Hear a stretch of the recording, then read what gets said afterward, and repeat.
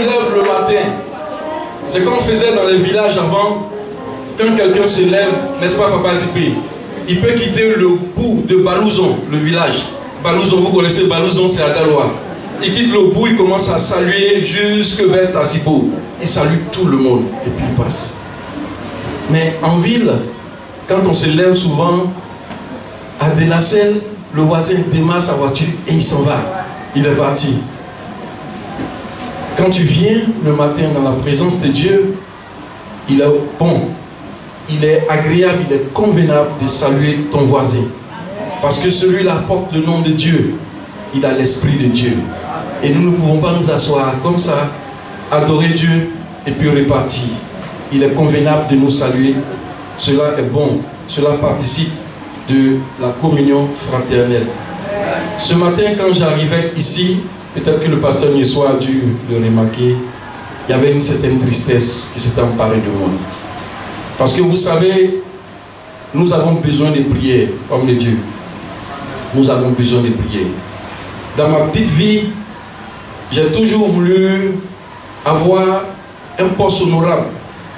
Mais je n'ai jamais pensé que, honnêtement, sans douter de la grâce de Dieu, je pouvais me trouver à ce niveau, au point d'être en lumière.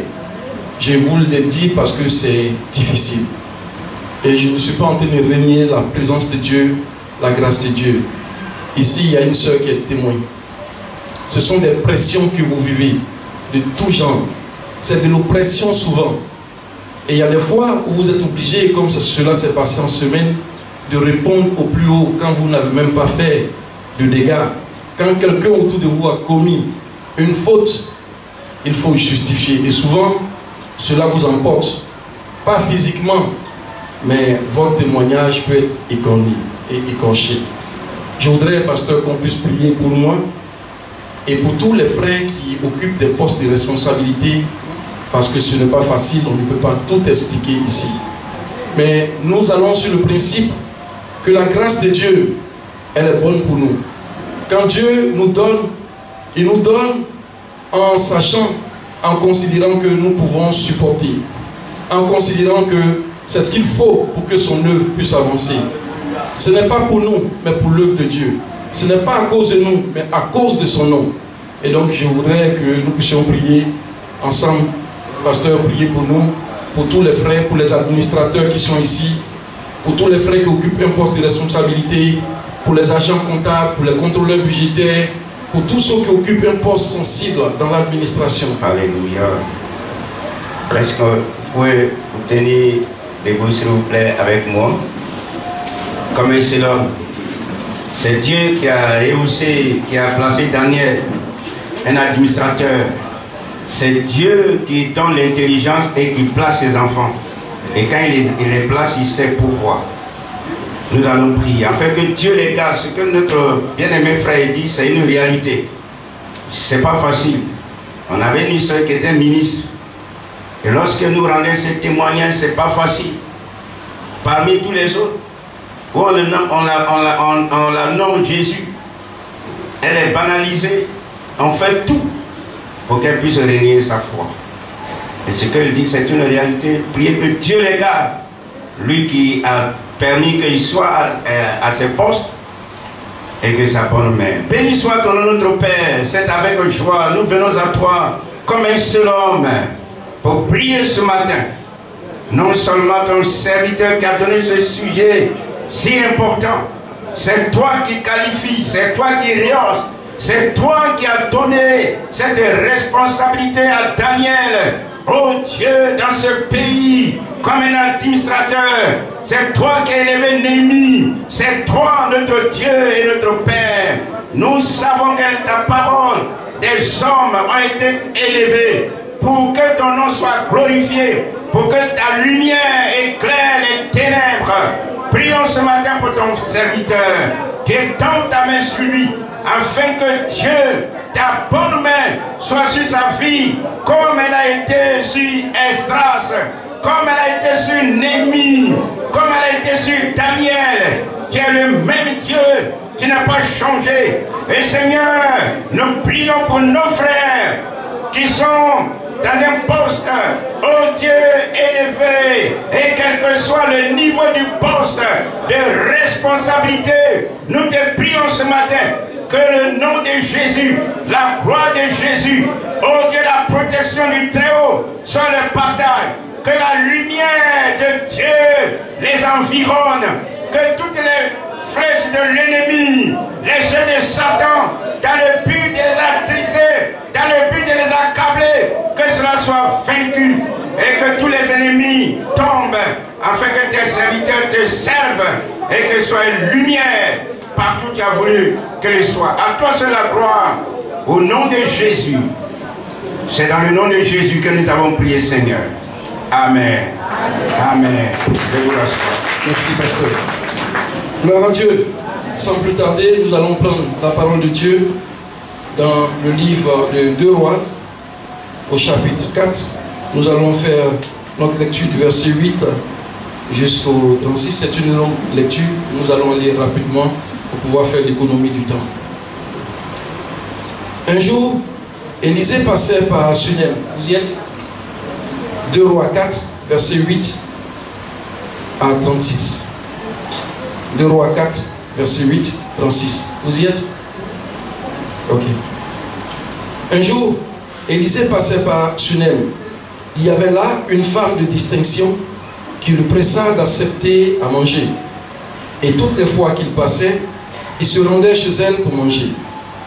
Elle dit à son mari, « Voici, je sais que cet homme qui passe toujours chez nous est un saint homme de Dieu. Faisons une petite chambre haute avec des murs et mettons-y pour lui un lit, une table, un siège et un chandelier, afin qu'il s'y retire quand il viendra chez nous. » Élisée, étant revenu à Sunem, se retira dans la chambre haute et y coucha. Au verset 12, il dit à Géasi, son serviteur, « Appelle cette Sunamite. » Géasi l'appela et elle se présenta devant lui. Élisée dit à Géasi, « Dis-lui, voici, tu nous as montré cet empressement, que peut-on faire pour toi?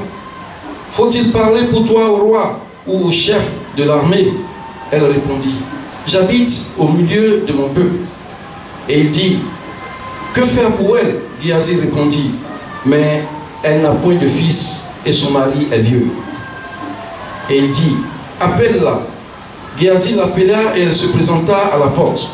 Élisée lui dit, « À cette même époque, l'année prochaine, tu embrasseras un fils. » Et elle dit, « Non, mon Seigneur, homme de Dieu, ne trompe pas ta servante. » Cette femme devint enceinte et elle enfanta un fils à la même époque, l'année suivante, comme Élisée lui avait dit. L'enfant grandit. Et un jour qu'il était allé trouver son père vers les moissonneurs, il dit à son père, « Ma tête, ma tête !» Le père dit à son serviteur, « Porte-le à sa mère. » Le serviteur l'emporta et l'amena à sa mère. Et l'enfant resta sur les genoux de sa mère jusqu'à midi, puis il mourut.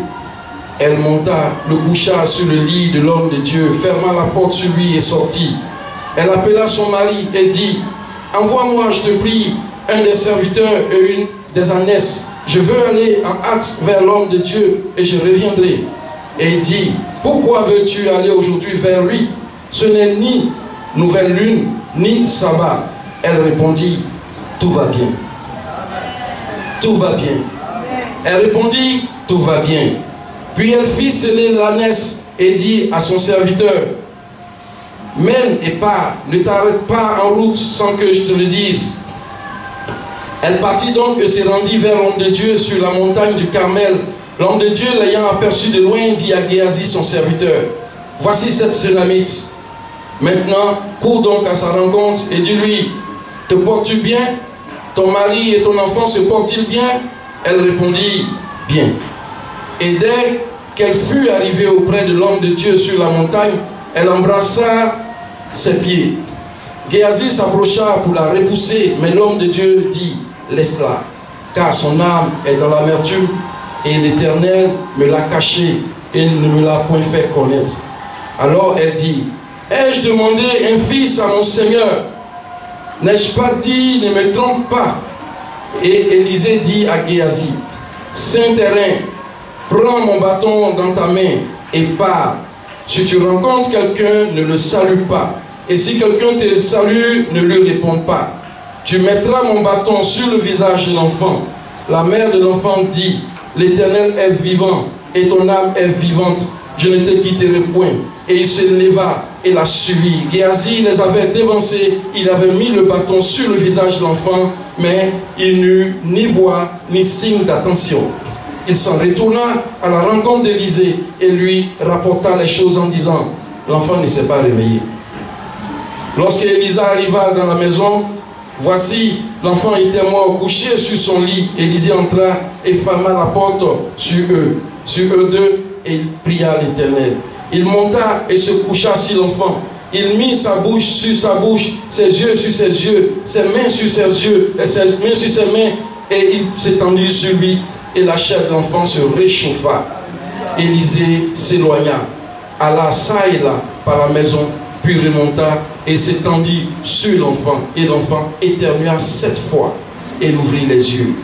Élisée appela Géasi et dit, appelle cette Sunamite. Géasi l'appela et elle vint vers Élisée qui dit, prends ton fils. Et elle alla se jeter à ses pieds et se prosterna contre elle. Et elle prit son fils et sortit. La parole de Dieu est bénie. Bien-aimés, ce matin, le sujet que nous allons aborder, aussi atypique qu'il soit, est très important. Il s'agit des femmes. La question de la femme dans la maison de Dieu. La femme de distinction. La Bible nous parle d'une femme de distinction. Et j'ai intitulé ce message « Femme de distinction, femme de grande valeur ».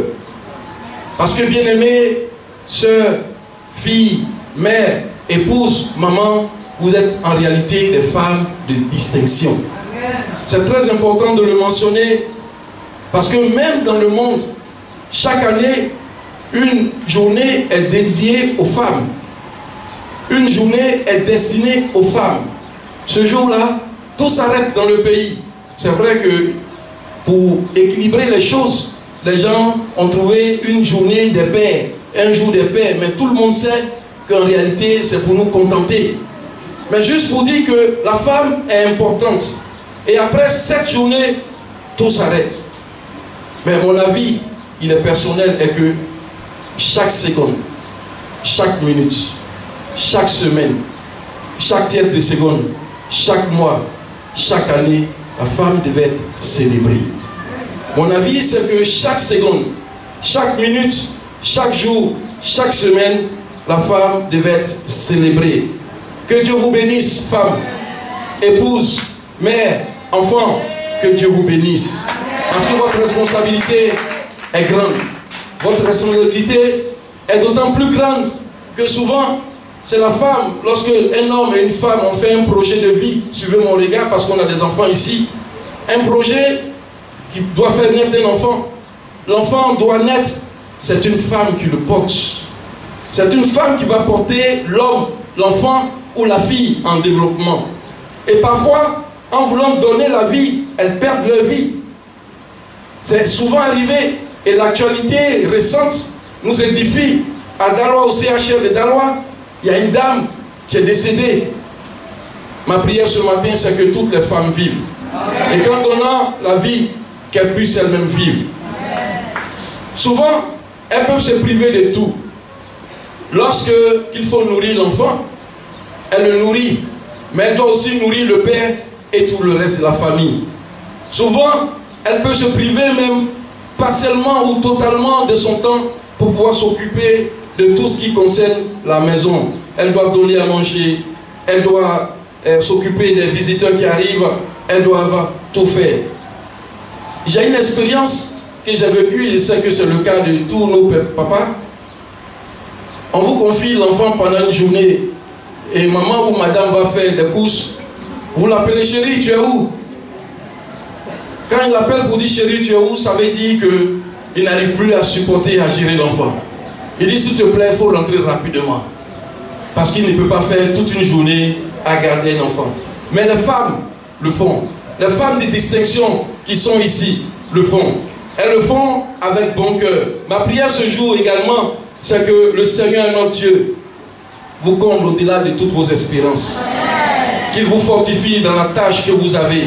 Parce que c'est un sacerdoce, c'est une grande responsabilité. Elle est exaltante et elle est noble. C'est une œuvre de Dieu. Pour revenir au texte, nous allons situer le contexte. Le texte nous parle, c'est une longue lecture, d'une femme juive qui est certainement aisée. Parce que la Bible dit que c'est une femme de distinction. Ça veut dire ce que ça veut dire.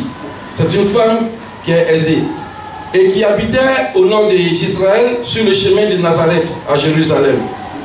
Elle a accueilli le prophète Élisée une fois et chaque fois qu'il passait par là, il allait voir la dame et qui lui réservait une place. Et désormais, la dame va demander à son mari de pouvoir permettre que ce monsieur puisse avoir, cet homme de Dieu puisse avoir un logement dans cette famille.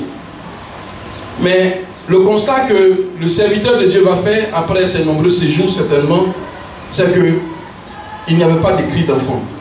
Il n'y avait pas d'enfant. Alors il va demander à son serviteur de demander à la dame ce qu'elle souhaiterait. Et la dame lui dit, j'habite dans mon peuple. Elle ne dit pas autre chose. Elle dit, j'habite mon peuple. Et ce serviteur de Dieu promet à la dame d'avoir un fils l'année qui va suivre à la même période. Et l'enfant qui va naître grandit. Il grandit et un jour, alors que ses parents, son père est avec les moissonneurs, c'est-à-dire ses ouvriers, l'enfant va voir son père et il est pris de violents maux de tête. Il crie ma tête, et le père dit remontez-le à sa maman.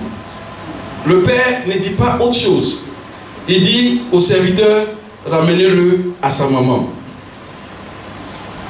Il ne demande pas de savoir ce que l'enfant a. Et le serviteur qui l'envoie à sa maman le fait. Et la dame revient. Elle demande un moyen de transport au mari, au père, pour pouvoir envoyer l'enfant quelque part. Le mari, tout ce qu'il fait, il s'étonne que la dame cherche à aller voir un serviteur de Dieu alors que ce n'est pas le sabbat. La femme répond que tout va bien, il n'y a rien. Elle se contente juste de dire tout va bien. Bien-aimé, tout va bien, même dans nos vies. Et le serviteur de Dieu, le psalmiste, pouvait dire que le malheur atteint souvent le juste, mais l'Éternel l'en délivre. Femme de l'Église, je ne voudrais pas vous émouvoir ce matin. Je veux proclamer et prier au nom de Jésus que vous êtes des femmes de distinction. Je veux proclamer et prier que le Seigneur vous soutienne pour tout l'ardeur, pour tout le dévouement et pour toutes les frustrations que vous vivez au quotidien. Vous savez, quand un homme travaille, même quand il exerce un métier libéral, il exerce un petit métier, ce qu'on appelle des petits métiers, et qu'il est sous la pression, quand il ne peut pas souvent se décharger au bureau, quand il arrive à la maison, on dit c'est compliqué pour madame. Ce n'est pas la norme, mais souvent il y a des pressions qui vont au-delà, qui vous surplombent. J'étais en semaine avec une sœur ici assise, que j'ai nommée Madame Tabac. Nous sommes allés faire des courses, et en revenant, elle a senti que j'ai reçu un appel qui m'a totalement changé, qui m'a transformé. Et quand elle est arrivée, je suis rentré dans mon bureau, elle est allée dans son bureau, et c'est après que j'ai su qu'elle allait prier. Parce qu'elle a supporté tout le poids sans savoir ce qui s'était passé, mais tout le poids de la charge. Toute la charge de la difficulté que je ressentais. À partir de ce moment, les minutes ont commencé à être difficiles. Et je la voyais depuis ma caméra tourner. Elle rentrait ici, elle tournait. Femme de distinction, que Dieu vous bénisse. J'ai le témoignage d'une sœur en Christ. Une fois nous échangions et elle a dit ceci. Parce que son mari avait reçu quand même une certaine grâce de Dieu. Il était assez bien parce qu'il travaillait dans un complexe hôtelier de la place. Et il y avait des complications parce que la jeunesse, ou du moins l'église dans le quartier cherchait à établir une cellule. Et on lui a fait la proposition d'utiliser sa maison, son salon, comme une cellule. Sa femme a dit ceci, que je ne souhaiterais pas que les gens viennent occuper mon salon avec toute la sueur. Je veux que mes salons, mon salon, nos fauteuils soient clean. Ils peuvent aller se réunir quelque part là-bas. Il y a des salles à l'église. J'ai eu tellement mal au cœur. J'étais étudiant, je me suis demandé si on adorait le même Dieu. Bien aimé, dans une maison, dans une famille, la femme est la porte d'entrée. La femme est la clé d'accès à une maison. Et souvent, ceux qui vont en immigration, ceux qui allaient, se laissaient dire ceci. Si tu pars, frère, ne te marie pas. Parce que là-bas, tu vas trouver des dames pour te marier. C'est la porte d'entrée.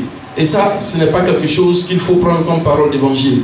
Mais juste pour illustrer les propos selon lesquels c'est la femme qui permet l'accès à la maison, c'est elle également qui peut fermer l'accès.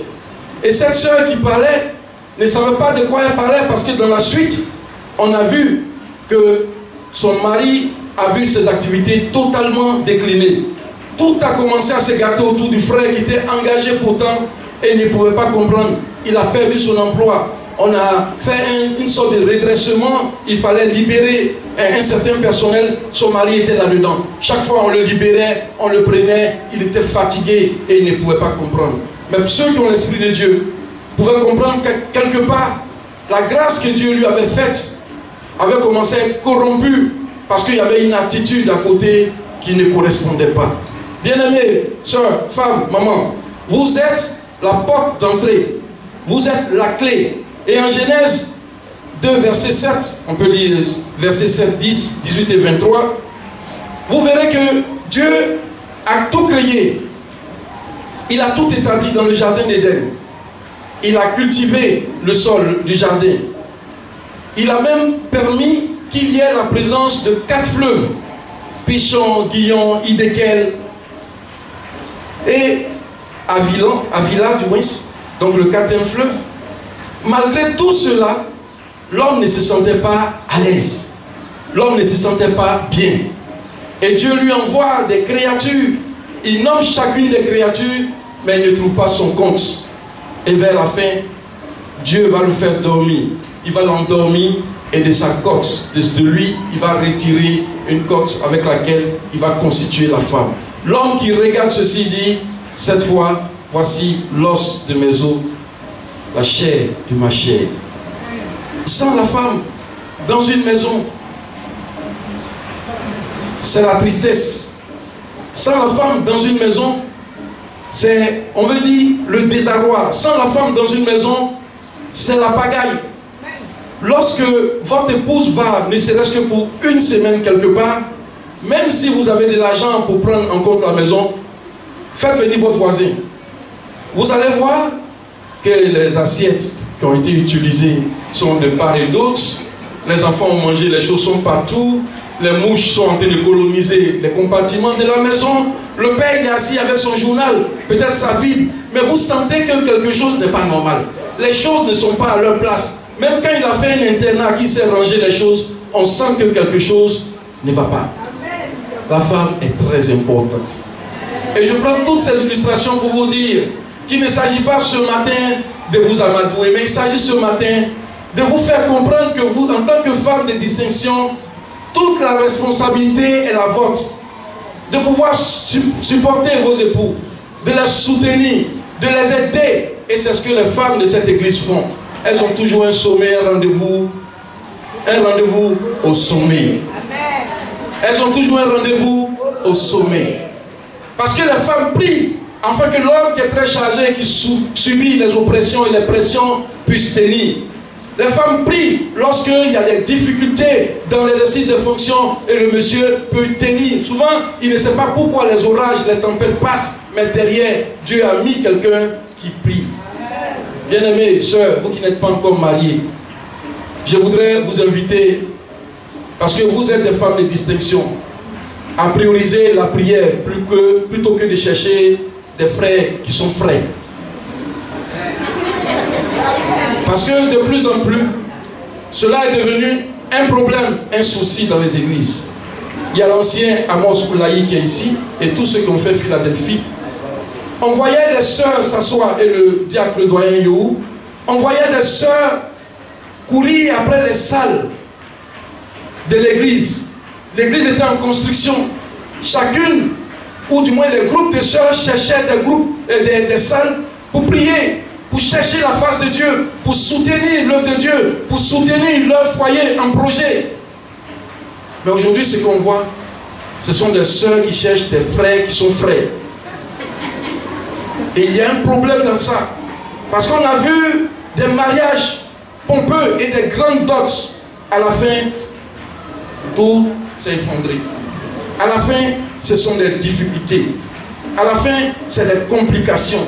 Et souvent, on vous dit, regarde frère, là, vous deux, vous allez ensemble, vous ressemblez.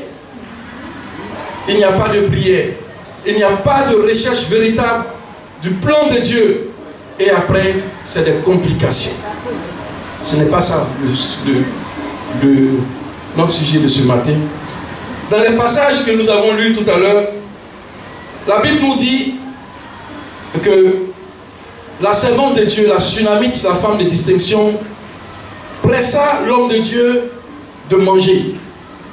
C'est-à-dire, il passait par là et elle le pressa de manger.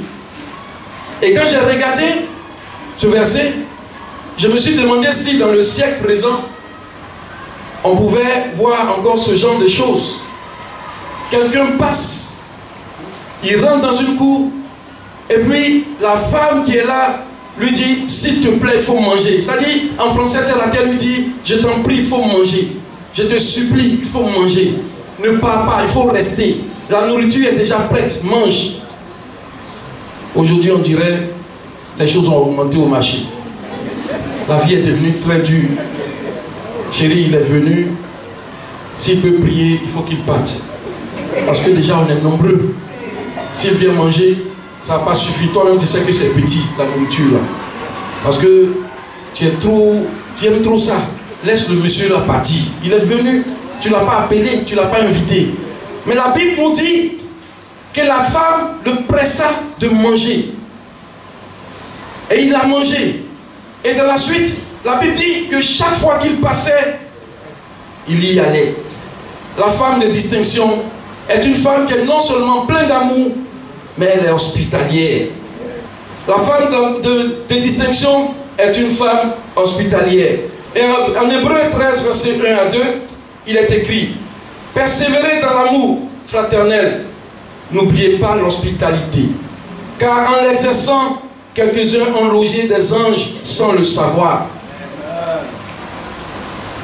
Persévérez dans l'amour fraternel, n'oubliez pas l'hospitalité, car en l'exerçant, quelques-uns ont logé des anges sans le savoir. Femme, n'oublie pas l'hospitalité, parce que ce message s'adresse à toi ce matin. Tu peux être une grande intercédeuse, tu peux intercéder tout le temps. Tu peux être très assidu dans l'église. Tu peux être une grande chanteuse ou une grande chanteresse. Tu peux payer tes dîmes et tes offrandes. Tu payes même les libéralités. C'est-à-dire, au-delà des offrandes de la dîme, tu donnes. Tu donnes 70% de ce que tu perçois. Parce qu'il y en a qui le font. Et c'est bon. Tu peux être toujours au rendez-vous, au sommet. Mais si tu ne manifestes pas d'amour et que tu n'es pas hospitalière, tout ce que tu fais va s'effondrer. Tout ce que tu fais ne va pas prospérer. C'est très important de le savoir aujourd'hui. En tant que chrétiens, nous courons souvent. Nous faisons souvent ce qui est agréable. C'est bon. Mais ce qui est juste, parce que c'est une recommandation de Dieu, manifester de l'amour et manifester également l'hospitalité sont réellement des devoirs, je vais dire des devoirs, souvent on dit en français régaliens, mais régaliens pour le chrétien. C'est ça qui fait le chrétien. Celui dont je vais parler n'est pas une femme, mais regardez, je vais juste caricaturer. Certainement un dimanche, un monsieur est couché sur la chaussée, sur la voie, et un grand diacre, un ancien, je ne vais pas dire un pasteur parce que les pasteurs ne font pas ça. Un chrétien comme moi, comme vous, prend sa Bible, il va à l'église, et puis quelqu'un est couché là. Il le sauve, il s'en va. Il dit c'est un brigand. Il va se mettre, Seigneur, bénis-le. Seigneur, change ma nation. Seigneur, transforme tous les clichés. Seigneur, il faut faire tout ce qui est bon. Mais celui qui vient d'enjamber là est bouché. Gloire à Dieu. Nous avons besoin, bien-aimés, en tant que femmes de distinction, d'être pleines d'amour et hospitalières. Tu es une femme de distinction, de grande valeur. Et cette femme exerçait ce qu'elle faisait avec bon cœur. Elle le faisait de façon libre. Elle le faisait de gaieté de cœur. Parce qu'elle allait au-delà de la manifestation de l'amour simple, dit je t'aime ou je te salue, ou du moins viens et mange et va-t'en. Mais elle dit dans la suite à son époux, faisons-lui, montons des murs, faisons-lui une couchette, mettons-y tout le nécessaire afin que ce monsieur puisse se retirer et pouvoir prier. C'était une femme qui avait non seulement la crainte de Dieu, mais qui avait l'Esprit de Dieu. Parce que la Bible déclare que tout ce qui est né de Dieu triomphe du monde. Et cette femme-là pouvait aller au-delà. Elle était dans l'opérationnel. Non seulement elle ressent la présence de Dieu à travers ce monsieur, elle manifeste l'hospitalité, mais elle permet à l'Esprit de Dieu, à l'homme de Dieu, de demeurer dans cette maison. Veux-tu, bien-aimée femme de distinction, ce matin, aller au-delà de la simple manifestation de ton amour en disant « Je t'aime » de l'amour du Seigneur, ou « Viens, mange et va-t'en ». Et cette femme l'a fait. Vous savez, j'ai cru que ce genre de personnes, on ne pouvait pas les retrouver, on ne pouvait plus les trouver. Mais je suis allé un jour dans un pays. J'ai vu quelque chose qui m'a frappé. C'était impressionnant. Une servante de Dieu, elle est revenue, présentement elle est ici. Sa cour ressemble à une maison de passage, à une chambre de passage. Sa maison, elle est juste à la gare de Lyon. C'est dans le 12e, avenue Doménil. Tous les serviteurs de Dieu que je connais ici passent chez elle. Et vous savez ce qui se passe? Chaque mois, mon épouse est ici, elle est témoin. Et il y a le frère Koné Gérard, l'avocat des assemblées de Dieu. Lui, c'est sa demeure. Chaque fois qu'il y va, il dort. Et vous savez ce que la femme fait à ses enfants? Elle les fait dormir au salon, dans les canapés, dans les fauteuils, en France. Chaque ancien qui part va dormir là-bas. Chaque frère en Christ qui va dormir. Parce que moi aussi j'ai dormi là-bas. Qui aime dépenser? Nous on va dormir là-bas aussi. Elle a ouvert sa maison, nous tous on va dormir là-bas. Tous les frères qui passent vont dormir là-bas. Et je lui ai dit un jour, maman, comment tu fais? Elle dit, mon fils, servir Dieu, c'est le meilleur investissement. C'est le meilleur héritage. C'est l'investissement sans risque. C'est celui qui revient toujours avec un bon RSI, retour sur investissement. Et cette dame a continué de le faire. Quand on part, tous ses enfants, allez, tout le monde au salon. Et les chambres sont colonisées par les visiteurs qui viennent, les serviteurs de Dieu. Le pasteur, le président d'Aples, c'est là-bas que j'ai fait sa connaissance. Le pasteur Thiago, c'est là-bas que j'ai vu. Le pasteur Banda, tout le temps se retrouve là-bas. Son épouse, tout le monde. Et cette dame, bien qu'elle soit là-bas, où la vie est chère, sa maison est toujours ouverte. Femme de distinction. Souvent on fait des murs pour pouvoir protéger nos maisons des voleurs, mais que ces barrières physiques ne soient point des barrières spirituelles pour nous. Il faut que ces murs, ces clôtures qu'on fait autour de nos maisons ne soient pas dans notre esprit. Il faut que nos maisons soient ouvertes. Femmes, c'est votre responsabilité. Parce que les femmes sont dans l'opérationnel, les hommes ils sont fonctionnels. C'est-à-dire elles agissent directement, mais l'homme il calcule. Certainement que le mari de cette femme a dû dire, tu sais à quelle période du mois on se trouve. Voilà le salaire que j'ai pu avoir. Ça n'a pas suffi. S'il a pris sa calculatrice, il a fait tous les calculs possibles. Il dit, finalement, on ne peut pas recevoir. C'est moi qui le dis ainsi. Mais la femme dit, à cause du Seigneur, à cause de la grâce de Dieu qui est sur nous, à cause de la gloire de Dieu, il faut recevoir ce monsieur. Il faut le nourrir, mais il faut faire une couchette. Il faut aménager tout l'environnement afin qu'il puisse y séjourner avec nous. Vous voyez, quand on sert Dieu, il faut le faire de tout le cœur et totalement. Elle aurait pu dire, il est arrivé, il y a la chambre d'enfant qui est là. Ah bon, il n'y avait pas d'enfant, il y a la chambre des visiteurs, ou du moins il y a une chambre qui est là pour les serviteurs. Logez-le là-bas, elle va dormir et puis il va partir. À cause de la crainte que nous devons avoir pour Dieu, il faut honorer le service de Dieu. Il faut honorer les serviteurs de Dieu. Il faut honorer les enfants de Dieu. Il faut honorer les filles de Dieu. Et femmes de distinction, cela est de votre responsabilité. Je ne suis pas en train de dire que les hommes n'ont pas leur part de responsabilité, mais la clé de la maison, c'est vous qui l'avez. C'est vous qui l'avez. Et elle allait jusqu'au-delà du simple engagement à accueillir un homme et puis le laisser passer. Il faut aller plus loin. Et il y a un témoignage qui est édifiant. Je ne sais pas ce que les gens penseront en le disant. Il nous est arrivé quelque chose d'exceptionnel. C'était au tout début de ma prise de fonction, quand j'étais encore sur projet à Jacquesville. Nous avions eu une maison qui était occupée par une Européenne qui est partie à la faveur de la crise. Parce que nous sommes arrivés à Jacquesville en fuyant la guerre et la crise. Et nous sommes allés nous réfugier à Jacquesville. Et nous avons tourné de maison en maison.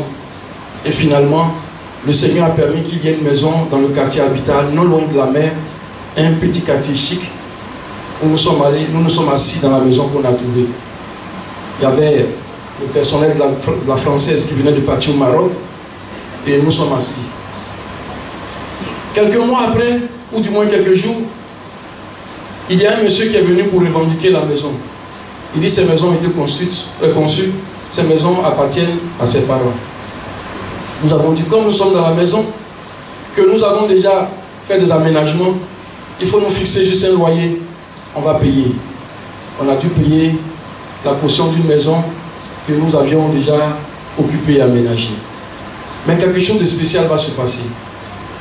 À un moment donné, la maison est devenue une maison où tous les frères en Christ, tous les frères qu'on connaît et qu'on ne connaissait pas aussi venaient. On ne savait pas pourquoi, mais quand ils viennent à Jacquesville, en famille, ils veulent loger. Jusqu'à ce qu'un jour, il y a un chercheur ivoirien, il est au CNRA, qui veut venir avec sa famille parce qu'il a été, je vais dire, traumatisé par la guerre. Et il vient, il doit dormir là. Dans la même veine, il y a également l'une de nos grandes professeurs de l'université, en son temps que nous tous on redoutait, qui m'a appelé pour dire, elle vient à Jacquesville, elle va venir dormir. Je dis à mon épouse, mais elle va dormir où? Il s'agit des professeurs Fantoudji.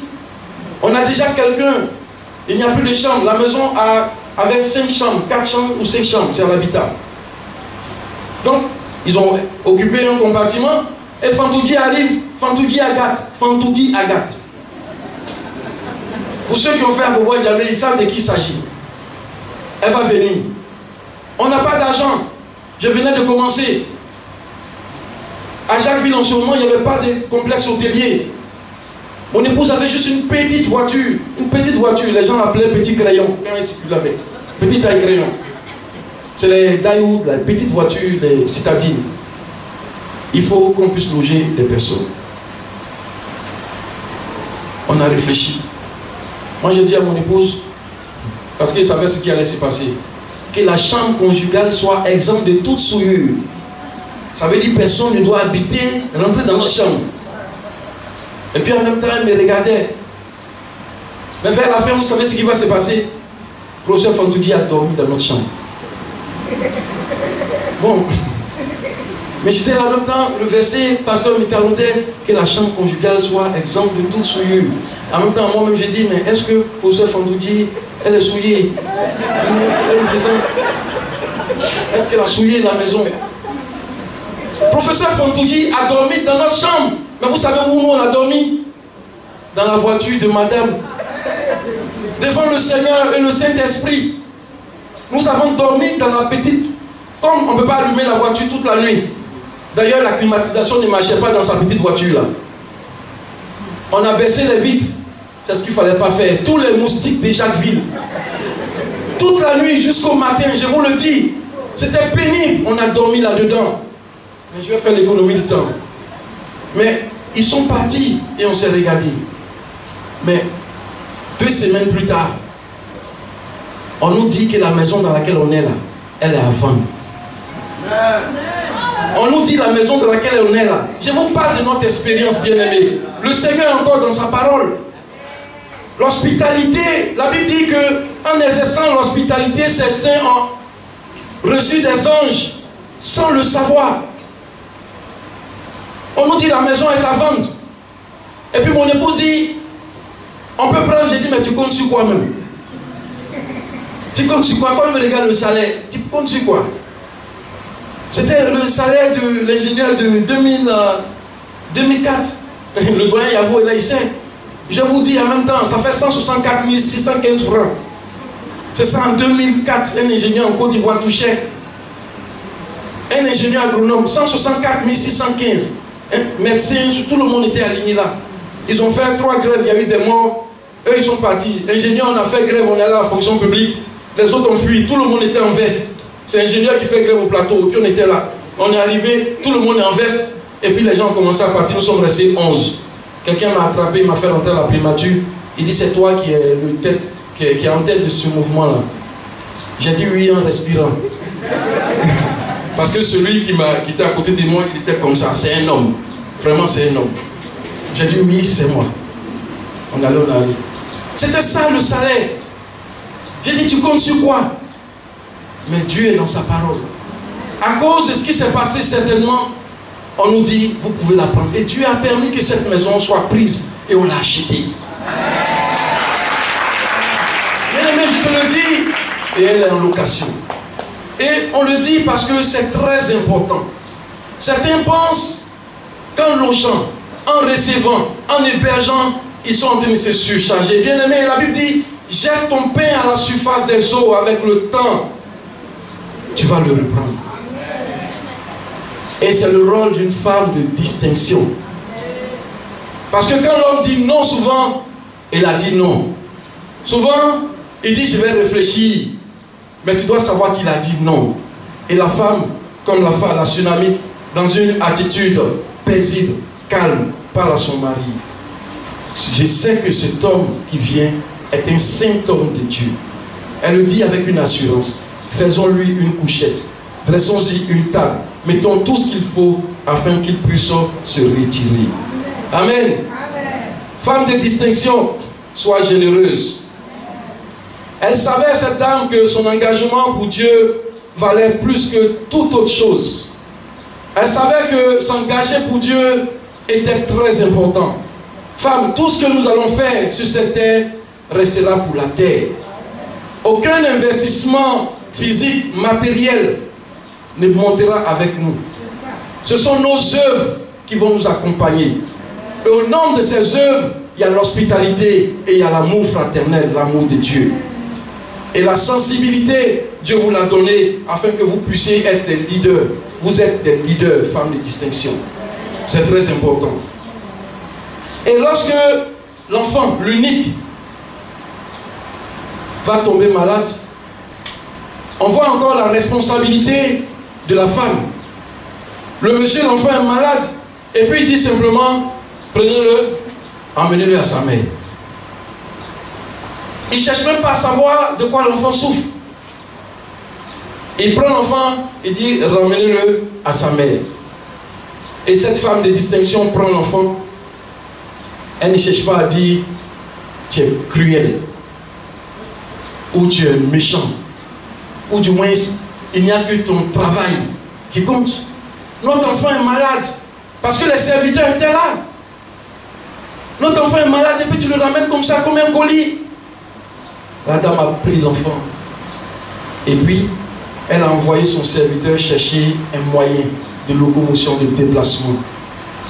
Et quand le mari demande, l'époux demande, pourquoi est-ce que tu vas voir le serviteur de Dieu, l'homme de Dieu, c'est pas un jour de sabbat? Elle dit, tout va bien. Est-ce que tu peux dire, tout va bien? Tout va bien. Tout va bien. Tout va bien même quand la situation est difficile. Tout va bien même quand tu as l'impression que les choses vont se gâter. Tout va bien même quand tu penses que tu n'arrives plus à reconnaître ton époux. Tout va bien lorsque tu as l'impression que tout l'investissement que vous avez fait est en train de partir en fumée. Tout va bien. Elle n'est pas allée chez la voisine d'à côté pour dire « Mon époux, j'ai toujours su que c'est quelqu'un qui ne m'aimait pas. Mais aujourd'hui, là, au moins, il pouvait faire profil bas en m'accompagnant avec l'enfant. Il est resté dans les champs. » Elle a pris l'enfant. D'une voix douce, elle parle à son mari. Envoie-moi juste un moyen de déplacement. On lui envoie le moyen de déplacement. Et elle se rend dans la présence de Dieu. Elle ne va nulle part. Elle va dans la présence de Dieu. La Bible dit qu'elle est allée chez l'homme de Dieu. Et quand l'homme de Dieu la voit et que Dieu lui révèle ce qui se passe, il dit, le Seigneur m'a caché que cette femme était dans la peine, dans la douleur, parce que son âme est attristée. Et quand tu lui poses la question, elle dit, tout va bien. Ça peut ressembler à un mensonge, mais c'est sa conviction, c'est sa foi. Sa foi était basée, sa foi reposait sur le socle, sur le Seigneur. Sa foi reposait sur le rocher des siècles.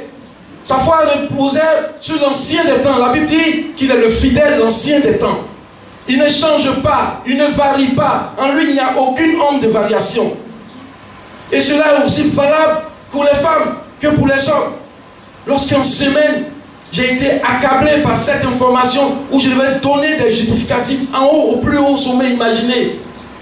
J'étais assis, j'étais altéré. Et il y a une voix qui m'a dit, tout va bien. Amen. Tout va bien. Reste tranquille. Et j'étais affaissé dans mon fauteuil. Tout va bien. Tout va bien. Je ne sais pas quelle situation tu traverses, mais tout va bien. Peut-être que le seul enfant que tu as est malade, ou bien ça ne va pas du tout, femme. Tu as investi, mais l'enfant ne peut pas travailler. L'enfant, tu n'arrives plus à le contrôler, mais tout va bien. Tout va bien. Peut-être que ton époux, tu n'arrives plus à le cerner. Tu n'arrives plus à le cerner, tu ne comprends plus. Quand tu parles, il répond durement, mais tout va bien. Tout va bien. Certainement que tu es là, tu es à la maison, tu as été libéré, tu as travaillé, tu as fait des contrats à durée déterminée, tu es assise et les gens te voient dans le quartier comme la risée femme. Tout va bien. Tu viens prier, tu es toujours au rendez-vous, au sommet. Tu pries, tu pries, tu pries. Et tu pries pour les gens. La situation se décante. Mais toi, tu as un souci, tu as toujours un souci. Tout va bien. Tout va bien. Certainement que pour les soins de ton enfant, de ton mari, tu as tout fait. Vous avez tout fait. Mais vous n'arrivez pas à voir ce qui ne va pas. Mais tout va bien. Parce que tout ne va pas. Tout va bien. Tout va bien. Cette dame n'est pas allée ailleurs. Elle n'est pas allée chez la voisine. Elle n'est pas allée chez le voisin. Elle n'est pas même allée expliquer le comportement de son époux. Mais elle dit, tout va bien. Parce que tout va réellement bien. Et cette femme était une femme vertueuse. Je voudrais t'inviter à prendre la Bible dans la parole de Dieu, dans Proverbe 31. Cette femme était une femme vertueuse. Elle était une femme vertueuse. Elle savait que tout allait bien. Proverbe 31, verset 10. Et la parole de Dieu interroge. Et elle dit, qui peut trouver une femme vertueuse? Oui. Proverbe 31, verset 10. Qui peut trouver une femme vertueuse? Qui peut trouver une femme vertueuse? Qui peut trouver une femme vertueuse? Elle a bien plus de valeur que les perles. Vous pouvez entendre. Elle a bien plus de valeur que les perles. Quand vous allez en Asie, la perle est ce qui symbolise l'opulence, la prospérité. Quand une femme porte une perle, parce qu'il y a des perles, ce n'est pas les perles caoutchouc qui sont ici là. Hein. Là-bas, ce sont les perles qui sont faites par des huîtres, par des moules. Ça coûte cher. Quand vous les offrez à quelqu'un, ça veut dire que vous respectez cette personne. Et puis le plus grand scientifique qui a travaillé sur les perles a dit, il voudrait offrir, je paraphrase, il voudrait offrir une perle à toutes les femmes du monde. Parce que dans leur entendement, c'est la chose la plus grande qu'on puisse donner à une femme. Et cette femme, la Bible dit que cette femme vertueuse a plus de valeur que les perles. Si vous pouvez continuer. Le cœur de son mari a confiance en elle. Le cœur de son mari a confiance en elle. Regardez, quand le monsieur remet l'enfant à la femme, il le fait certainement parce qu'il a confiance en sa femme. Parce qu'il sait à qui il a fait. Il sait que c'est une femme paisible. Il a confiance. Il sait qu'elle peut s'occuper du reste parce qu'il était occupé à autre chose, même si ce n'est pas la norme. Le cœur de son mari avec confiance. Et la femme vertueuse, la femme de distinction, est une femme qui inspire confiance. Ce n'est pas une dame qui va dans toutes les directions, dans tous les sens, mais elle est focalisée sur le but. Allez-y. Et les produits ne lui feront point défaut. Les produits ne lui feront point défaut. Les produits ne vont jamais lui faire défaut. Vous pouvez continuer s'il vous plaît. Elle lui fait du bien. Elle lui fait du bien à son mari. Parce que son mari peut ne rien avoir. Son mari peut être dans le dénuement. Son mari peut avoir perdu son emploi. Mais cette femme-là couvre tout, comme la grâce, ou du moins l'amour qui couvre la multitude des péchés. Cette femme-là couvre son mari. Cette femme-là assure le quotidien. Cette femme peut aller loin et apporter des vivres, apporter des productions à la famille. Et non du mal tous les jours de sa vie. Tous les jours de sa vie. Cet homme est dans l'assurance. Cet homme est en paix. Les Ivoiriens disent il est serein parce qu'il sait à qui il a fait. Elle se procure de la laine et du lin. Elle se procure de la laine et du lin. La femme de distinction, la femme vertueuse, quand elle se procure de la laine et du lin, c'est pour embellir sa maison. C'est pour s'occuper de son époux. C'est pour mettre la maison à un niveau où même quand ce n'est pas du luxe, celui qui vient dire la grâce de Dieu est ici. La présence de Dieu est ici. Et travaille d'une main joyeuse. Elle travaille d'une main joyeuse. Quand elle vient chercher l'enfant et qu'elle envoie ce serviteur chercher un moyen de locomotion, de déplacement, c'est de façon gaie. Il n'y a aucune amertume en elle. Il y a de la joie en elle. Il y a de la tranquillité en elle. Elle n'est pas amère. Elle n'est pas dure avec son époux. Mais c'est de façon joyeuse qu'elle le fait parce qu'elle dit que c'est un sacerdoce pour elle. Elle est comme un navire marchand. Elle est comme un navire marchand. Et elle amène son pain de loin. Elle amène son pain de loin. Pour ceux qui ont fait la navigation, ils savent que les navires marchands vont chercher des provisions. Vont en mer souvent 3 mois, 6 mois, 1 an, et puis reviennent. Mais elle n'a pas peur.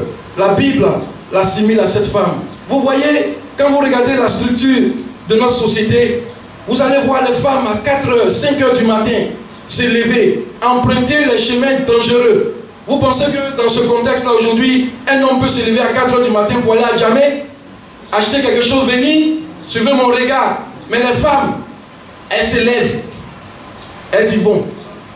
Elles sont à la gare, elles vont acheter des provisions, elles reviennent. Et la femme vertueuse, la femme de distinction, c'est ce qu'elle fait. Sa maison est toujours remplie. Sa maison est toujours dans l'abondance. Je me rappelle bien, un instant s'il vous plaît, quand nous étions encore élèves, désolé si je le dis ainsi, pasteur, mon défunt père, quand il prend l'argent,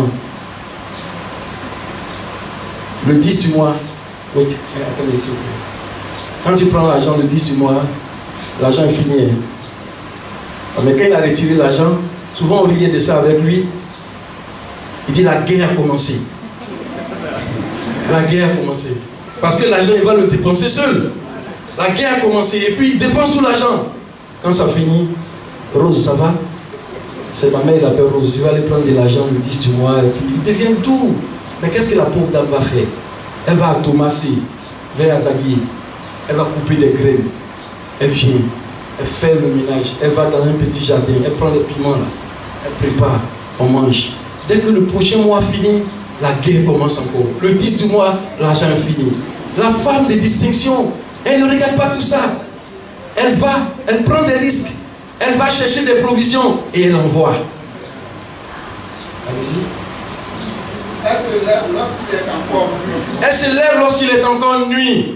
Lorsqu'il fait nuit, elle se lève parce qu'elle sait qu'elle a du monde à nourrir. Elle sait qu'elle a des charges à supporter. Elle sait qu'elle a je vais dire quelque chose de grand à réaliser pour la famille. Et elle donne la nourriture à sa maison. Vous pouvez continuer. Et la tâche à ses servantes. La tâche à ses servantes. Quand on arrive dans une maison et que tout est organisé, c'est la femme. Jamais, même si des gens ont fait des écoles, des internats, on a vu des hommes en train de faire des rangements. Moi, je le fais souvent. Mais quand la femme apporte sa touche, on sent qu'il y a quelque chose de parfait. On sent qu'il y a quelque chose d'exceptionnel. Elle organise sa maison. Elle apporte des touches afin que tous ceux qui viennent dans la maison puissent sentir que c'est un environnement paisible, un environnement qui respire la tranquillité. Elle pense à un chant et l'acquiert.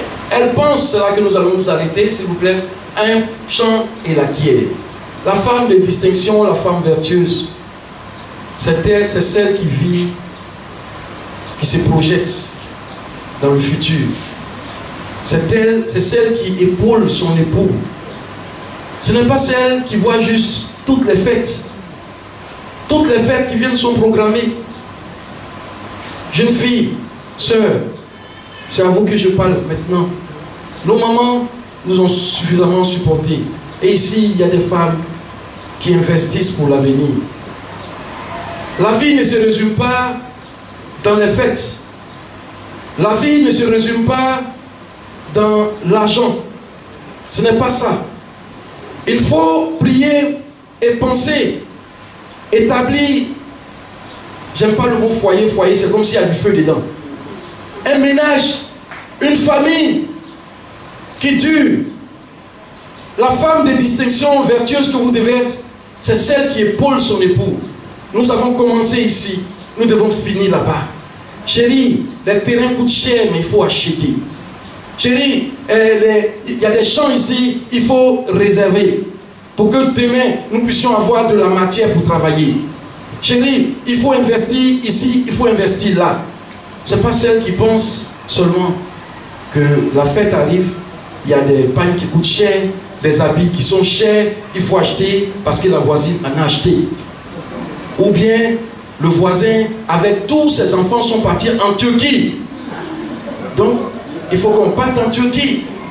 Ah, le frère qui est là, il est frais. Si je le prends, lui, je sais qu'il peut me permettre de réaliser tous mes désirs. La femme vertueuse, celle que vous devez être, c'est celle qui vit de la grâce de Dieu. C'est celle qui soutient son époux. C'est celle qui aime la présence de Dieu. C'est surtout celle qui aime la présence de Dieu. Qui s'applique à la présence de Dieu et qui est intéressée à tout ce qui touche à Dieu. Qui est présente quand son époux n'est pas là. Qui prie lorsque son époux est au bord de l'effondrement. Qui soutient l'œuvre de Dieu quand les choses ne vont pas. J'ai oublié de dire ici, maman Ibo, certainement avec l'accord du pasteur, on va l'inviter. Quand l'église de Paris a eu des problèmes, pasteur, et qu'ils ont délogé l'église, il y a des frères qui avaient de grands emplois qui étaient payés à 5 000, 6 000, 7 000 euros. Mais cette dame a pris l'église de France et elle a logé l'église chez elle à la maison.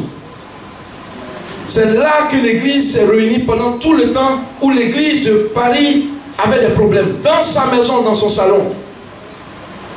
Avec tous les voisins. Vous connaissez les vieilles femmes blanches? Elles sont mégères souvent. Elles ouvrent leurs fenêtres et puis elles regardent. Il y a du bruit ici. Et puis elles appellent la police pour dire il y a des gens qui font du bruit. Et elle a accepté ce risque. Elle a logé les gens. Mais ses enfants sont bénis. Son mari est béni. Il a fini, il est à la retraite. Mais il est devenu serviteur de Dieu à travers la France. Et c'est un gars c'est quelqu'un qui sert Dieu. Il aime le Seigneur. De la Côte d'Ivoire jusqu'au Burkina, en passant par le Rwanda. Tous les hommes de Dieu prient pour cette famille. Femme de distinction. Nous devons, vous en tant qu'époux, vous soutenir. Mais votre responsabilité est grande. Et à la fin, un jour, il y a une maghrébine qui était juste voisine, qui n'entendait plus l'église chanter. Elle est venue dire à ma mère,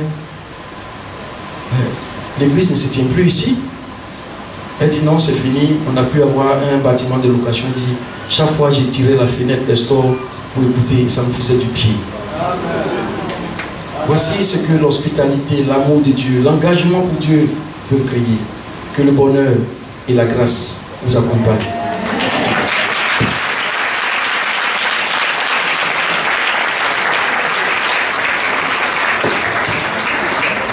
Merci Jésus. Merci Seigneur. Merci Jésus pour ta bonne parole.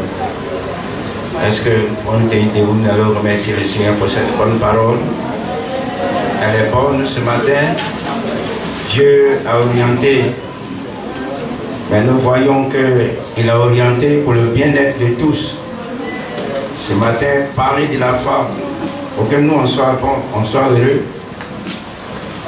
Vous voyez, ce matin, c'est vraiment, c'est vrai, il n'a pas touché le côté de l'homme. Il a parlé de la femme pour que nous, on soit bien. Est-ce que vous êtes d'accord avec moi? Il a fait une petite recherche.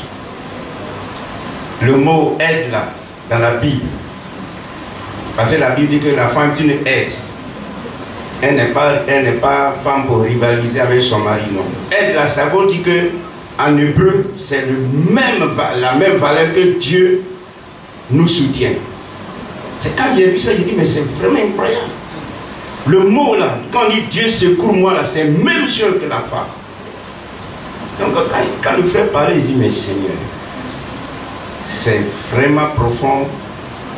Et nous allons prier pour que Dieu davantage ouvre l'esprit de nos mamans, de nos soeurs, des jeunes filles, afin que cette femme de distinction, elle y soit.